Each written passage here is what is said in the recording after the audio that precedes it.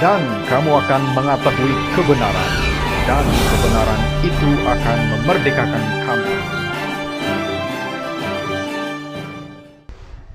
Sebab aku menegaskan kepadamu, saudara-saudaraku, bahwa Injil yang kuberitakan itu bukanlah Injil manusia, karena aku bukan menerimanya dari manusia, dan bukan manusia yang mengajarkannya kepadaku, tetapi aku menerimanya oleh penyataan Yesus Kristus.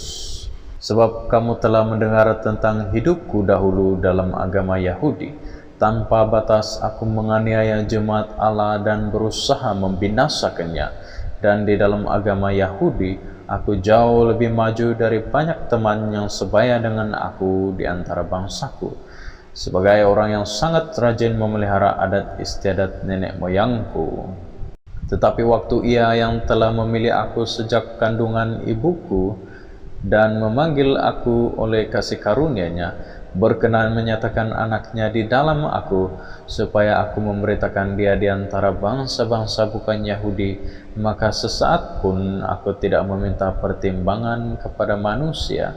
Juga aku tidak pergi ke Yerusalem mendapatkan mereka yang telah menjadi rasul sebelum aku, tetapi aku berangkat ke tanah Arab, dan dari situ kembali lagi ke Damsyik. Demikianlah firman Tuhan.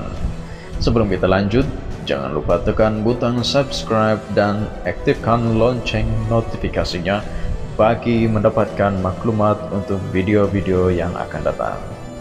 Kita lanjutkan. Video sebelum ini saya mengungsikan tentang hanya ada satu Injil. Paulus menegaskan kali ini bahwa Injil yang dia beritakan itu satu Injil, yaitu Injil kasih karunia Yesus Kristus itu bukanlah dia terimanya daripada manusia, dan bukan manusia juga mengajarkan kepada dia, tetapi dia menyatakan bahwa Yesus Kristuslah yang menyatakan Injil itu kepadanya. Dan selanjutnya di dalam ayat ini kita dapat belajar bahwa Paulus, seorang Yahudi yang memelihara adat istiadat nenek moyangnya dan ada lebih maju daripada rakan-rakan sebayanya, bahwa dia menganiaya jemaat, bahwa dia coba untuk memusnahkan mereka.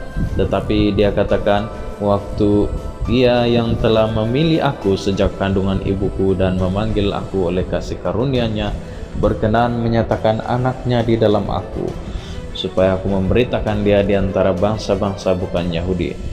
Maka sesaat pun aku tidak meminta pertimbangan kepada manusia. Ketika Paulus menerima penyataan Yesus Kristus, dan kita akan belajar bahwa dia menjadi buta seketika ketika dia berjumpa dengan Yesus dalam perjalanannya ke Damsyik untuk menganiayai jemaat-jemaat di sana. Dan penyataan itu membuatkan dia menyadari, membuatkan dia mengenal siapakah Yesus Kristus yang dia aniaya. Dia adalah Tuhan yang telah menyatakan diri kepadanya dan memanggil dia untuk menjadi pemberita kabar baik, pemberita tentang kasih karunia itu, bahwa ada penyelamatan di dalam Yesus Kristus.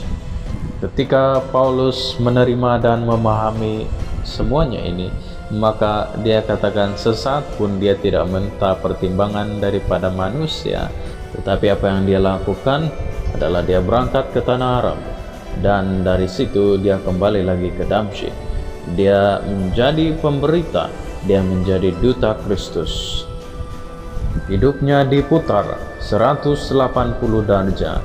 Hidupnya yang dulu jauh daripada Allah, kini berpaling kepada Allah yang benar.